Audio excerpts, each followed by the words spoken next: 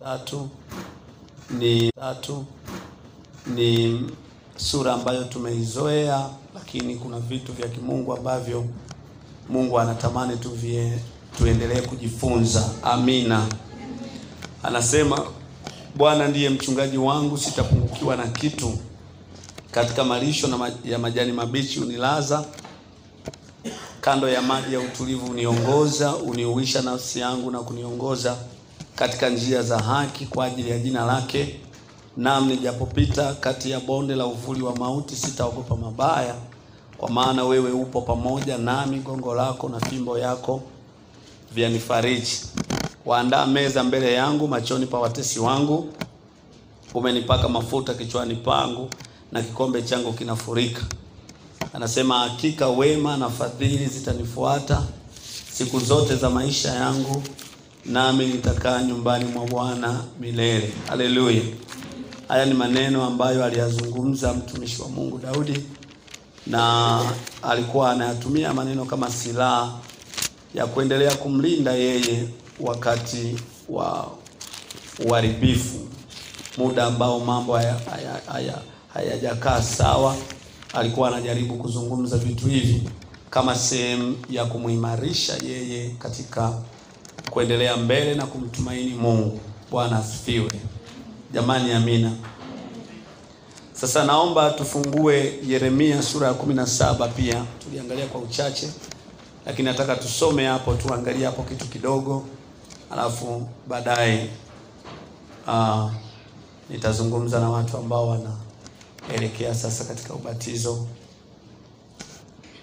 Yeremia ile 17, ukianza na ule mstari wa 5. Kuna mtu amepata?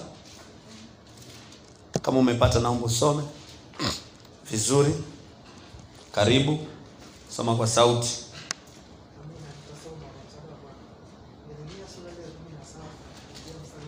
Ndiyo.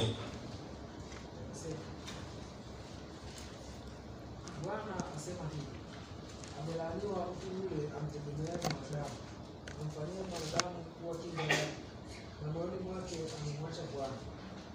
Mstari wa 6. Maana atakuwa kama fukara nyikani, hataona yatakapotokea tena, bali atakaa jangwani palipo ukame, katika nchi ya chumvi isiyokaliwa na watu. Mstari wa 7. Amebarikiwa mtu yule anayemtegemea Bwana, ambaye Bwana ni tumaini lake. Maana atakuwa kama mti uliopandwa kando ya maji, uenezao mizizi yake karibu na mto. Hautaona hofu wakati wa hari ijapo, bali jani lake litakuwa bichi, wala hautahangaika mwaka wa uchache wa mvua, wala hautaacha kuzaa matunda. Amen. Ishia hapo. Bwana Yesu asifiwe. Jamani, amina. Anasema amebarikiwa mtu yule amtegemeaye Bwana, ambaye Bwana ni tumaini lake. Haya maneno ukayachukua na yale maneno ambayo alikuwa anazungumza Daudi kwamba Bwana ndiye mchungaji wangu, sitapungukiwa na kitu. Kuna kitu unaweza ukaona kama vile kinashabihiana. Amina. Na nilisema kwamba Daudi alipokuwa anazungumza yale maneno, sio kwamba alikuwa katika wakati mzuri. Alikuwa katika kipindi ambacho ni kigumu. Na ndio maana baadhi ya mistari pale kwenye ile sura 23 utaona anazungumza anasema, nijapopita kati ya bonde la uvuli wa mauti, sitaogopa mabaya, kwa kuwa Bwana yuko pamoja na mimi. Mimi nataka tu niseme, hebu kimbia uzime stabilizer kwanza kabla ya yote. Huyu ataelewa haraka haraka kweli. Kimbia, unajua kukimbia mtumishi. Mbona ukirudi ghafla vyombo vinaungua. Alafu uzime na hivyo vingine vyote. Alafu uzime tu vingine vyote. Huu una mpango mbaya, usije ukatunguzia hivyo. Bwana Yesu asifiwe. Jamani, amina. Sasa alipokuwa anasema Bwana ndiye mchungaji wangu, sitapungukiwa na kitu, kuna kitu ambacho Daudi alikuwa anajaribu kukielezea, na alikuwa anamuonyesha shetani kwamba pamoja na yale ambayo anayapitia katika maisha yake, lakini bado Mungu yuko mbele yake. Bado Bwana ni tumaini lake, bado Bwana ni ngao yake, bado Bwana ni tegemeo lake. Bwana Yesu asifiwe. Sasa ukisoma hii hapa Yeremia 17, kuna maneno hapo ya kutia moyo. anasema amebarikiwa mtu yule anayemtegemea nani? Amebarikiwa mtu yule anayemtegemea nani? Sasa kuna baraka katika kumtegemea Mungu, na moyo wa kumtegemea Mungu ni moyo ambao ni wa tofauti kabisa, kwa sababu unapojenga tumaini lako kwa Mungu, maana yake hauna hofu yoyote, hauna hofu yoyote. Hata kama hofu inalazimika kuwepo, lakini kwako haina madhara, kwa kuwa tegemeo lako ni Mungu. Na nataka niwaambie watumishi, moja ya vitu ambavyo shetani huwa anajaribu kuvipanda katika maisha yetu ni hofu. Anapopanda hofu, anatutengenezea mazingira ya kwamba sisi hatuna tumaini. Hatuna nini? Tumaini. Yaani shetani kazi yake ni kukuonyesha au kunionyesha kwamba sina tumaini lolote, sina msaada. Kukosa tumaini ni kukosa msaada. Kukosa msaada ni kukosa tegemeo. Kukosa tegemeo maana yake hauna kinga. Hauna kinga, huko katika mazingira ya hatari. Sasa Daudi anazungumza ya kwamba hata nijapopita kati ya bonde la uvuli wa mauti, sitaogopa mabaya, kwa kuwa Bwana yuko pamoja nami. Maana yake Daudi anajaribu kuiambia mazingira ya kwamba yeye analo tumaini hata wakati ambapo kuna mazingira hayajakaa vizuri, lakini analo nini? Tumaini. Na unielewe vizuri. Analo nini? Tumaini. Hata kama mazingira hayajakaa vizuri, lakini analo nini? Tumaini. Sasa anasema nijapopita kati ya bonde la uvuli wa mauti, sitaogopa mabaya, kwa kuwa Bwana yuko pamoja nami. Gongo lake na fimbo yake vyafanyeje? Vyanifariji. Kwa hiyo anajaribu kuzungumza na mazingira, ananiambia kwamba pamoja na kwamba mimi sina faraja katika mazingira mengine hayo ambayo yameshaonekana, lakini ninafarijika kwa gongo na fimbo ya nani? Ya Bwana. Hivi vitu vinakuwa ni faraja yangu. Mwanadamu siku zote huwa anatetereka anapokosa msaada. Na jana nilisema hivi, siku zote sisi wanadamu tumeumbiwa kusaidiwa. Yaani mwanadamu akipata mtu anayemsaidia, huyo anamfanya kuwa kinga yake, huyo anamfanya kuwa tegemeo lake, huyo anamfanya kuwa kimbilio lake. Lakini Mungu anatutaka sisi, baada ya kuwa ametuokoa kupitia damu ya Yesu Kristo ambaye ni mwanae wa pekee, Mungu anakuwa ametununua kupitia Yesu Kristo. Kwa hiyo Mungu anafurahi sana kama sisi tutamuona yeye ndio kimbilio letu na yeye ndio msaada wetu. Furaha ya Mungu ni kuona ya kwamba sisi tunamtegemea. Si sawa? Na ndio maana kile kitendo cha kumtegemea Mungu, maandiko yanasema umebarikiwa. Amebarikiwa nani? Anayemtegemea nani? Mungu. Kwa hiyo unapomtegemea Mungu umebarikiwa, kwa sababu Mungu ametuumba ili tumtegemee. Ngoja nikupe mfano. Kwa mfano wewe una watoto pale nyumbani kwako, alafu unaona watoto wako wanahudumiwa mavazi na kila kitu na jirani mwingine, utajisikia furaha? Atuseme tu ule ukweli, utajisikia furaha kabisa? Yaani mahitaji yale ya muhimu huwapi? Wanapewa na majirani. Inakuwaje pale? Wewe unajisikia furaha kwa sababu unategemea kuona. Ndio maana ukuta mzazi anahangaika apeleke mtoto wake shule, anahangaika amnunulie mtoto wake kiatu kizuri, anahangaika ampe mtoto wake mahitaji mazuri. Na ni fahari kwa mzazi mtoto anaposema hii nguo nimenunuliwa na mama, nimenunuliwa na baba, baba na mama wanipeleka kwenye shule nzuri, au wamenipa kitu. Mtoto anajisikia vizuri, lakini sio mtoto tu, lakini hata mzazi anajisikia vizuri kwamba amemhudumia mtoto wake katika vile viwango ambavyo hata yeye mwenyewe vinampa nini? Vinampa amani na vinamtengenezea nafasi yake ya kuwa mzazi, kuendelea kuwa mzazi kwa ule mtoto. Sikia nikwambie, hata kama watoto wengine hawawezi kujua thamani ya yule mzazi, lakini yule mtoto anajua thamani ya wazazi. Thamani ya wazazi. Na mzazi hata kama ana mtoto mmoja au wawili, hata kama wengine hawamheshimu kwamba huyu ni mzazi, watoto wengine hawamheshimu, lakini kwa watoto wake anapata ile heshima. Mzazi hahitaji kingine zaidi ya vile. Sijui tunaelewana pale? Bwana asifiwe sana. Kwa hiyo kuna baraka sana katika kumtegemea nani? Jamani, amina. Kumtegemea nani? Mungu. Tunapomtegemea Mungu tunabarikiwa. Sasa moyo wa kumtegemea Mungu unamfanya mtu kuwa jasiri, unamfanya mtu kuwa na utoshelevu wa mambo. Hata kama unaonekana hauna au umepungukiwa baadhi ya vitu fulani, Lakini kwa sababu umejenga desturi ya kumtegemea Mungu, unajiona wewe ni mtoshelevu. Kwa nini? Kwa sababu Bwana amekuwa utoshelevu wako. Yaani Mungu anakuwa utoshelevu wako. Labda tuseme ni hivi, kuna mambo mengine unaona kama vile hauna au umepungukiwa, lakini kile kitendo cha kwamba Bwana ni tumaini lako, kwa hiyo Bwana anakuja kujaziliza zile nafasi zote za mapelevu yote, mapelevu yale yote yanayoonekana kwamba kweli umepelea kwenye 1, 2, 3. Sasa Bwana kwa kuwa ni tumaini lako, Bwana anakuja kujaza hayo maeneo yote. Yanaonekana amefanyeje? Yamejaa. Anayejaza ni nani? Ni Bwana. Bwana Yesu asifiwe. Sasa Mungu akiwa tumaini letu, hakuna ambaye anaweza kuwa juu yetu. Bwana Yesu asifiwe. Mungu akiwa tumaini letu, hakuna ambaye anaweza kuwa juu yetu. Kwa hiyo unapomtegemea Bwana, kile kitendo kinatengeneza amani.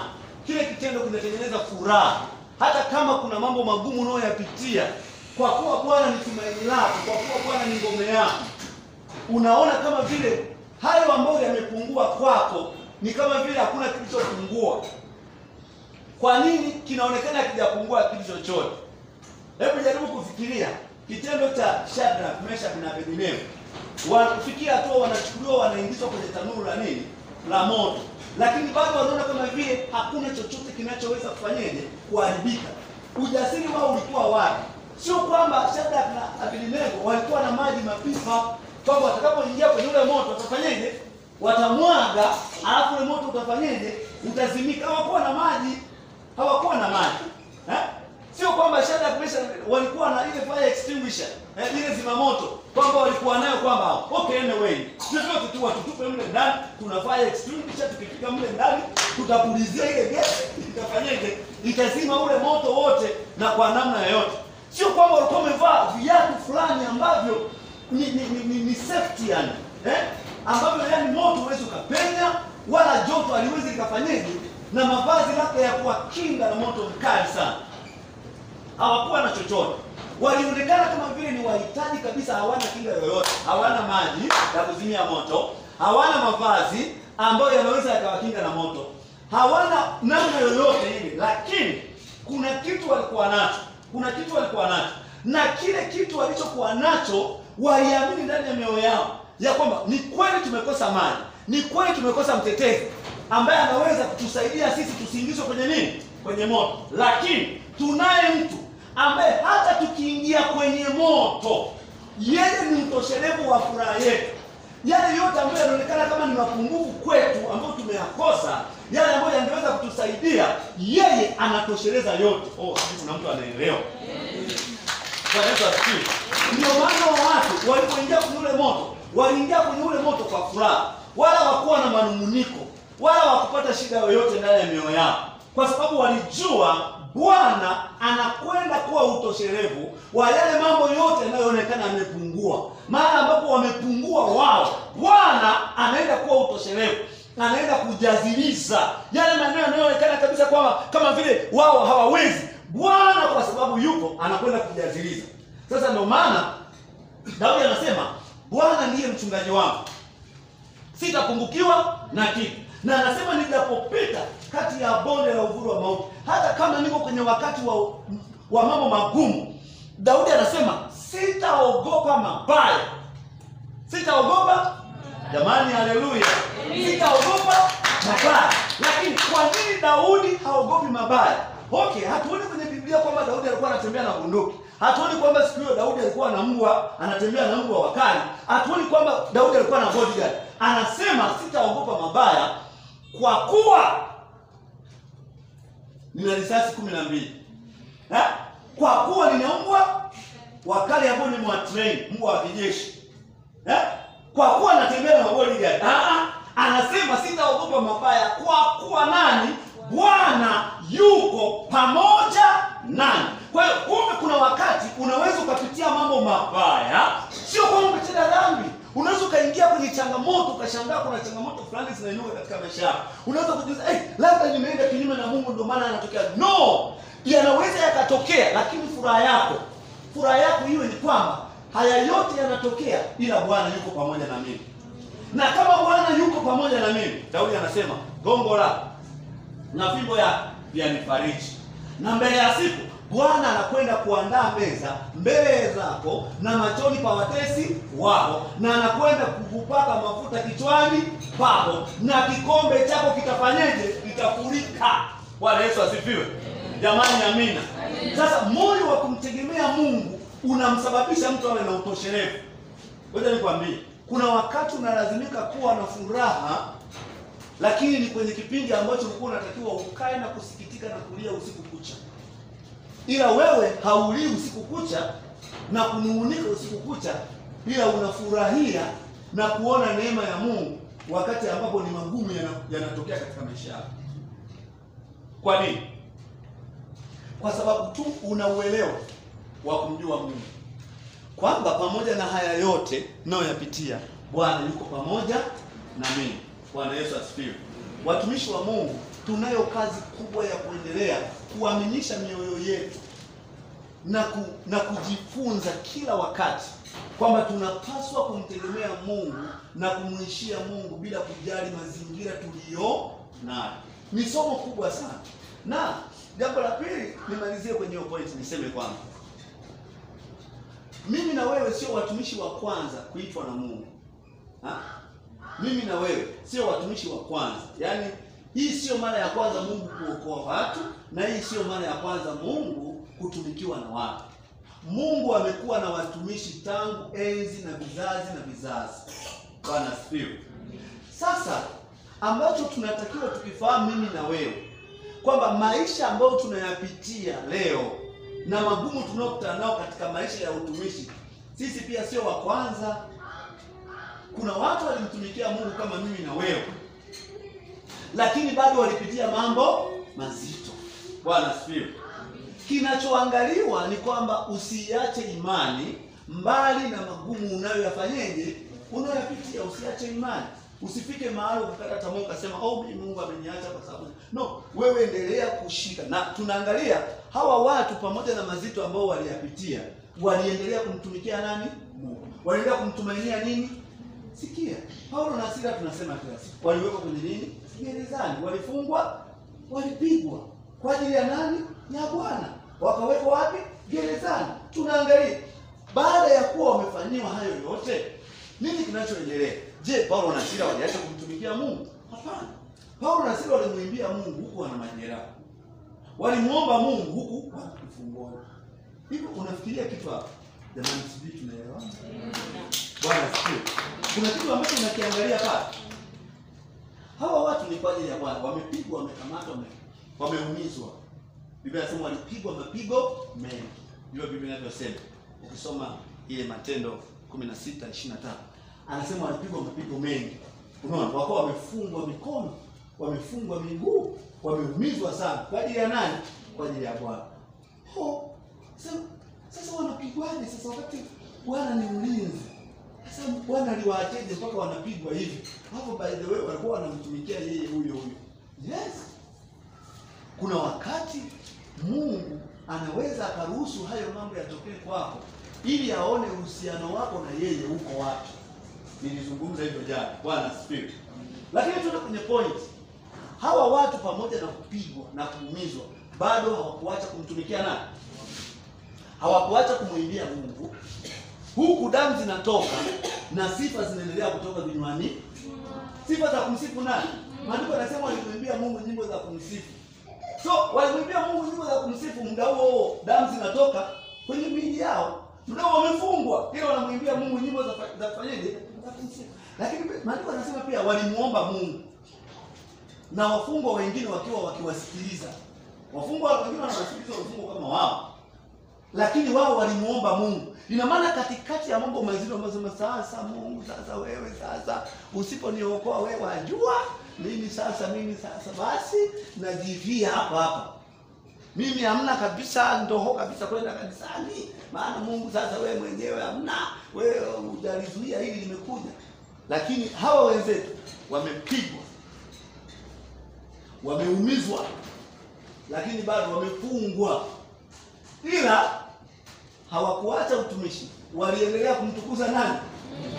Jamani, hiyo ni imani ya level nyingine, si ndio? Bwana asifiwe. Sasa hiyo ndiyo imani ambayo inapaswa wote tuwe nayo. Yaani kwamba hakuna neno la kututenga na Mungu. Lisiwepo jambo katikati hapa nao kusababisha mahusiano yetu ya Mungu kufanyeje? Yakapungua. Iwe ni ugonjwa unapitia katika ugonjwa au katika shida fulani ya uchumi na maisha ya kawaida, usije ukawa mbali na Mungu kwa sababu hizo. Ndio maana wakati mwingine unashangaa, unasikia mwili kabisa hauna nguvu, umechoka kama homa, lakini unashangaa unasema naenda kumsifu Mungu, naenda kanisani. Ndio unashangaa, wewe tunaugua. Lakini tunasema pamoja na haya yote, kwa kuwa naweza kutembea, kwa kuwa naweza. Maana kuna mawili, tulishatoka kwenye level ya kujifanyisha. Sijui unaelewa eh? Tunajua pale mtoto nyumbani, labda wewe kufanya, wewe kupitia utoto, mimi nimepitia peke yangu. Ni hivi, unakuta sasa wanaenda kulima wazazi asubuhi, hujawahi kujiugulisha yale magonjwa ya nani? Ya bure bure. Unajua? Yaani from nowhere tu ugonjwa unakuja unazidiwa tu from nowhere, alafu hujawahi. Sisi tumeshawahi. Eti wa ndugu zangu vipi? Ni hamjawahi mkajipeleka ICU, sijui inaitwa nini? Ndio hivyo. Ghafla tu bingu. Si mtoto huo. Bwana siwe sana. Sasa hivi unaweza kujipeleka. Watoto wanakusubiri ulete makande. Na wewe mwenyewe na kodi unaweza kujipeleka. Eti ghafla tu yani maibla ghafla tumezidiwa. Na unajua kweli uko vizuri. Labda itoke muda huo, makande yapo, hela ya umeme na kile kitu kile. Basi hapo kauwepo kidogo, alafu yakiisha utapona. Maana Bwana asifiwe. Unashangaa yani saa 11 ile yani wewe ndio una ugonjwa umekuja. Na unakuja kabisa unauona wala ufukuzi, naambia welcome come. Maana unajua kabisa saa 12 kongo. Suzi amka. Dembe, nani wewe shule. Unajua kabisa sasa unashangaa mtu anazidiwa. Wengine tulikuwa tunaokopaga na shule. Ukifika ule mtu akugongoa shule, yani ndio ugonjwa. Siku za mitihani, somo la hesabu, nasikia yangu sio nzuri. Yani mama chef, yani nimepiga kama mara 6 hivi. Kumbe tayari muone ndio tayari zile kushusha zile hesabu mpaka nifike chini. Hapa ni ugue ghafla hapa tayari mwambie mama nimeshatakuja kama na 6, yani hapa sina nguvu. Sasa kuna dawa. Sasa tunapokuwa yale mautoto yanafanyaje? Yanatoka. Yani sasa hivi ukiugua umeugua kweli. Yani umeugua kwa roho moja. Bana bila hivyo mambo yatakupita. Bwana tusaidie sana. Sasa tunapokuwa tumekuwa kuna vitu tunaviacha. Na ndio hivyo hivyo katika maisha ya nini? Ya kiroho. Kuna wakati Mungu anatupima. Unashangaa kabisa unaumwa. Lakini kwa kuwa pamoja na huo ugonjwa unaweza ukatembea. Ndio unakuta mzazi anasikia homa huko anasema nikilala watoto watakula nini? Huyo anakimbia kwenye nini? Kazi. Na ndivyo ilivyo sasa tunapokuwa katika maisha ya kiroho tunafikiaga hatua hii. Kwamba unafika mahala Mungu anakuita unasema hivi nisipoenda huduma 1 2 3 nani atafanya? Kwa hiyo inakulazimu nasema huu ugonjwa pote mimi naenda wapi? Ndio huo ukomavu ambao Mungu anautaka. Na ndio maana Daudi alisema Bwana ndiye mchungaji wangu sitapungukiwa na nini? Na anasema amebarikiwa mtu yule anayemtegemea nani? Anayemfanya Mungu kuwa tumaini. Watumishi wa Mungu. Mungu ni baba yetu bila kujali mazingira tunayofanyaje. Amina watumishi. Yaani mtumikie Mungu bila kujali mazingira yapi ulionayo. Changamoto zisikupunguzie mwendo kumtumikia nani?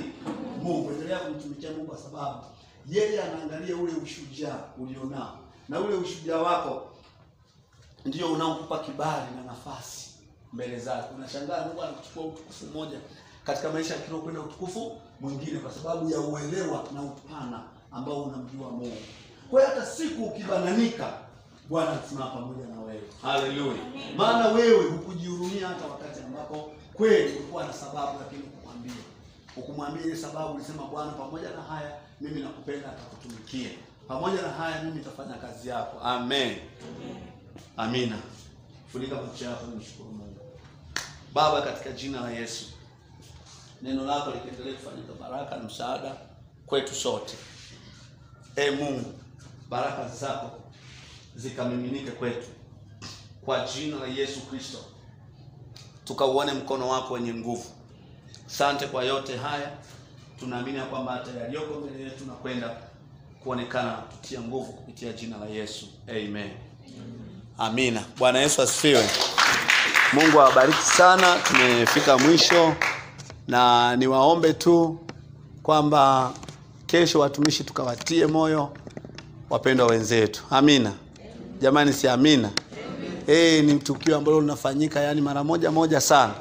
Kwa hiyo hawa watakapotuona na sisi tumejumuika pamoja nao, sitapendeza kwa kupiga vigelegele wakina nani. Pale kuna huduma nyingi. Kuna huduma nyingi zinafanyika. Tutakapoenda kama timu, kwanza itampa Bwana utukufu. Wapendwa, imekaa vizuri. Wangapo wanasema kesho mchungaji tutaambatana pamoja hapa kuelekea Marunga hapo Fugajini kwenye ubatizo. Kasoro yule bibi yangu ya kumziki mbaya. Haya, nyosha mikono nione mikono mitakatifu inayosema kweli. Nyosha wale wa ubatizo, sitaki mnyoshe muache, nataka wale wengine. Ili tujue tunaenda watu wengi. Kuna mmoja hapo amenyoosha. Mama Isa ndio amenyoosha. Na Beza amenyoosha. Beza si nilikupa majukumu. Uko kwenye kundi la majukumu. Na mwingine aliyo kwenye majukumu ni kwa na wewe pamoja kama unaenda kubatizwa, kwa majukumu pia utaingia. Unaenda kuandaa maji ya kubatiza. Wale wengine sasa tofauti na hao, nyosheni mikono niwaone. Mama wewe mbona unasitasita? Au unataka kunipiga cheni? Kwa sababu hao watumishi ni wengi. Wanahitaji huduma. Bwana asifiwe. Na kumbuka ile huduma ni ya kiroho. Inapofanyika kuna watu wengine wanafunguliwa. Uwezo ukajua. Lakini kuna watu wengine kulingana leo jiandaa napokea Roho Mtakatifu. Ile huduma inayofanyika. Ile huduma sio huduma nyepesi tunavyochukulia. Ni huduma ya kiroho kabisa. Ni agizo la Bwana Yesu. Amina watumishi. Kwa hiyo tunapoenda kule ndio tumeenda kwenye ibada kabisa. Rebeka, sinaona mkono wako.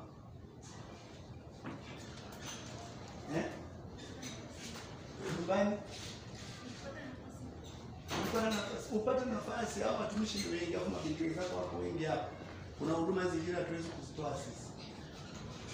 Mungu akutie Mungu tu ili twende huko. Nani mwingine? Wewe sio. Sasa. Kuna vitu mbona mnaniangusha? Haya. Kwa hiyo wengine ndio wale tunaobatiza. Si ndio? Baba Zakaria, wewe una majukumu kule.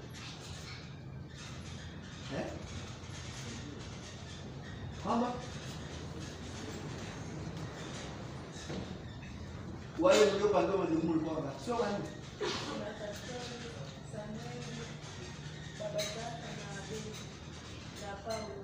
Na Paulo. Mbona baba Zaka anasahau?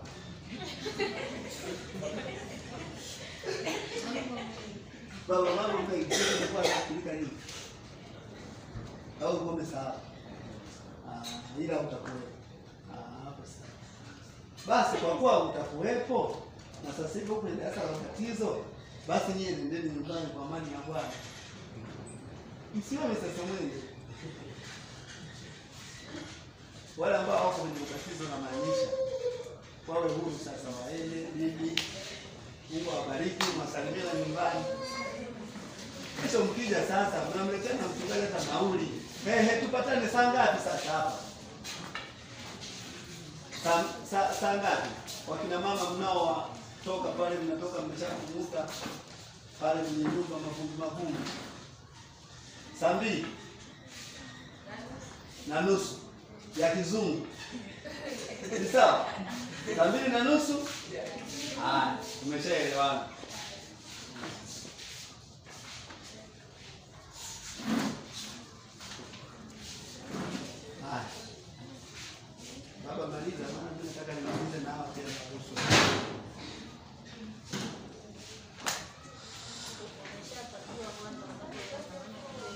Si wanakuja hapa kanisani. Wanakuja hapa Saa 2:30. Hawa walishawaambia saa 1 kamili. walikuwa hawajui wanakoenda. Hawa sisi tunaondoka saa 1 kamili ya kizungu. Umesikia baba Zakaria? Tunaondoka tunakutania nyumbani kwangu kule. Sisi wa kwenda kule kushangilia. Umeelewa? Yaani saa 1 ya kizungu kabisa. Sasa hakuna mbili. Hamna. Hakuna mbili cha kwa mapema. Simna baiskeli. Unanipa vitu kwenye baiskeli. Tunaenda naona sisi. Sisi kumpatia buku ya nauli. Bwana Yesu asifiwe. Watumishi Bwana asifiwe. Naomba nisikilize kidogo alafu tuachane sasa. Wangapi wamehudhuria siku zote za mafundisho? Na princess. Mwacha nioshe. Na princess amehudhuria. Basi mafundisho yalikuwaje? Mazuri? Sawa. Nafikiri mafundisho hata hayo umeyapata kwa muda mfupi. Lakini kwa sababu hiyo hamna shida, tutaendelea na nini na zoezi letu. Bwana asifiwe.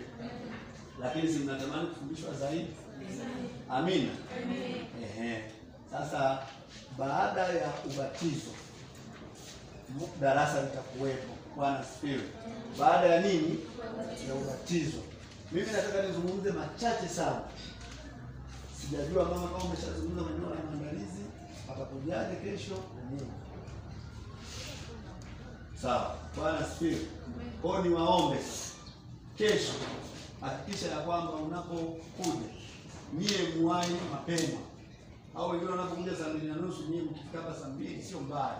Bwana asifiwe. Mfike hapa saa ngapi? Saa 2. Saa 2 mfike hapa ili kabla ya kuondoka muwe na muda wa kufanya nini? Maombi. Sawa?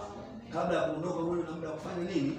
Maombi. Wale wanapokuja wanakuta tayari nyie mmeshafanya nini? Maombi. Tuko pamoja? Mmeshafanya maombi na kuweka mazingira sawa. Na unapokuja uje na nguo za kubadilisha. Tuko pamoja? Beba nguo za kufanyeni? Kubadilisha ambazo sasa baada ya kubatizwa kubadilisha. Sawa? Jambo jingine ni hata unapoondoka hapa kwenda nyumbani usiache kuniombea. Tengeneza shauku yako ya kupokea vitu ambavyo ulikuwa unahitaji kutoka kwa nani? Kwa Mungu. Wengine wanahitaji ujazo wa Roho Mtakatifu. Wengine wanahitaji kuponywa magonjwa. Labda kuna shida fulani ambayo imekuwa ikisumbua kwa muda mrefu. Anza kuombea na kujenga ufahamu wako kwamba Mungu, mimi kwa kitendo cha kwenda kubatizwa kama ulivyoagiza wewe mwenyewe ni ishara ya kuzika utu wa kale na kuvaa utu mpya. Maana yake ninazika matendo ya kale, ninazika magonjwa niliyokuwa nayo, ninazika vifungo nilivyokuwa nayo, ninafufuka pamoja na wewe Kristo katika hali ya upya. Ngoja nikwambie, huwezi ukaona vitu vinatokea kama wewe mwenyewe hujajenga hiyo na hujamaanisha. Tunaelewana watumishi? Nyie ni watu wazima. Lazima tuwafundishe. Ukiona jambo linatokea maana yake huyu mtu amemaanisha. Mtu hawezi kumpokea Roho Mtakatifu kama ajali. Roho Mtakatifu anahitaji mazingira ya maandalizi. Tuko pamoja? Namna ulivyojiandaa wewe ndivyo unavyopokea. Mungu hakupi kitu ambacho wewe hujawahi kuwa na kiu nacho. Ndio maana nasema hivi, yule mwenye kiu aje anywe nini? Maji. Tuko pamoja? Mwenye kiu anakunywa maji kwa sababu ana nini? Ana kiu. Anasema heri wenye njaa na kiu ya nini? Ya haki. Maana watafanyaje? Watashibishwa. Bwana asifiwe. Sasa kama haujajenga kitu wewe hakitatokea. Ila wewe mwenyewe ukisema kwamba Mungu, kwa tendo hili ambalo napenda kufanyika katika maisha yangu, tena ambalo unafanyika mara moja tu, na kwa kuwa ni ishara ya kuzika mambo ya kale, iwe ni dhambi, iwe ni maisha ya nini, iwe ni shida za kila, wewe mwenyewe uyachokonoe hayo katika maisha yako. Sijui kama tunaelewana hapa. Useme nitakapokwenda kubatizwa ninazika kila kitu ambacho mimi sikipendi. Ninazika 1, 2, 3, unayataja wewe na unaanza kuyaombea. Kwa hiyo kile ulichokijenga wewe ndicho unakwenda kupokea. Tumeshuhudia watu wengi wakiponywa baada ya kubatizwa. Kwenye ubatizo mle watu wanaponywa. Tumeshuhudia watu wengi wanapokea ujazo wa Roho Mtakatifu kwenye ubatizo. Tumeshuhudia watu wengi mapepo yanawatoka kwenye ubatizo. Kuna vitu vingi vinafanyika mle ndani, kwa sababu sio tendo la kawaida, ni kitu cha kiroho. Bwana Yesu asifiwe. Sasa ndio hatubatizi tu kwamba ni maji, ni jambo ambalo ni la kiroho kabisa. Kuna watu wametoka mle wakiwa watu tofauti kabisa baada ya kubatizwa. Sasa wewe unalichukuliaje? Okay, ukichukulia kwamba ni la kawaida ya kutoka kwenye maji, itakuwa hivyo kwako. Lakini kuna mtu ataenda zaidi yako kulingana na alivyojiandaa. Sasa kwa mantiki hiyo, maandalizi wewe ndio unaweza ukayafanya. Una siku hizi za kufanya maandalizi. Na kwa mafundisho ambayo mama amewafundisha, kuna vitu vingi mmeshavipokea. Tumia vile vitu kama mtaji ili utengeneze kitu katika maisha yako. Bwana asifiwe. Na tutegemee umebatizwa alafu ukawa kama vile ndoa hamna kabisa. Ukishabatizwa maana yake baada ya ubatizo ni majukumu, ni kazi, ni utumishi.